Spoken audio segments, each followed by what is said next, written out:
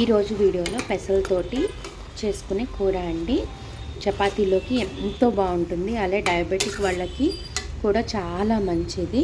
ఎందుకంటే దీనిలో చాలా ఫైబర్ ఉంటుంది, ప్రోటీన్ కంటెంట్ కూడా చాలా ఎక్కువ, కార్బ్స్ కంటెంట్ చాలా తక్కువ. కాబట్టి ఇంకెందుకు ఆలస్యం, మనం వీడియోలోకి వెళ్ళిపోదామా. ముందుగా కుక్కర్ పెట్టుకుని కూరకి సరిపడా ఆయిల్ వేసుకోవాలండి.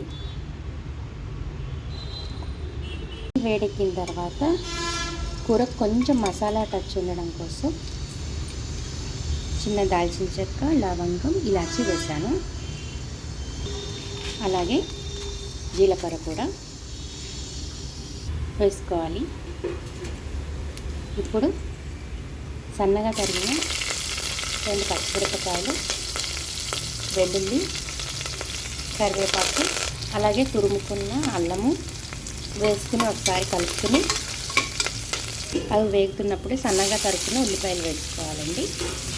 వేసుకుని ఒకసారి కలుపుకుని రంగు మారే వరకు ఉంచుకోవాలి.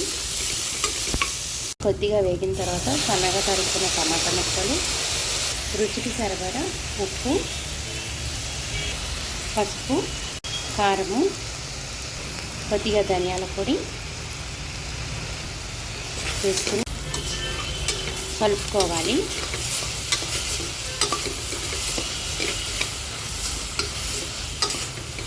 ఇప్పుడు ముందుగా నానబెట్టుకున్న పెసలు దానిలో వేసుకోవాలండి.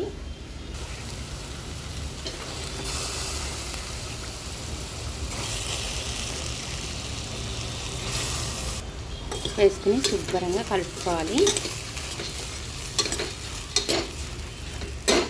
ఇష్టమైన వాళ్ళు ఇలా కూడా పచ్చిగా కూడా తినేయచ్చండి, ఏం ప్రాబ్లం లేదు, సలాడ్ లాగా ఉంటుంది.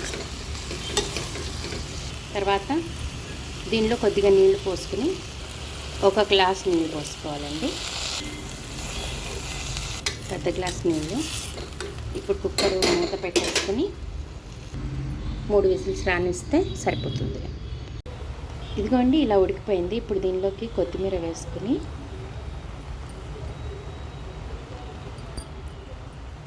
అలాగే 1 చెంచా నెయ్యి పైనుంచి వేసుకుని మొత్తం శుభ్రంగా కలుపుకోవాలండి.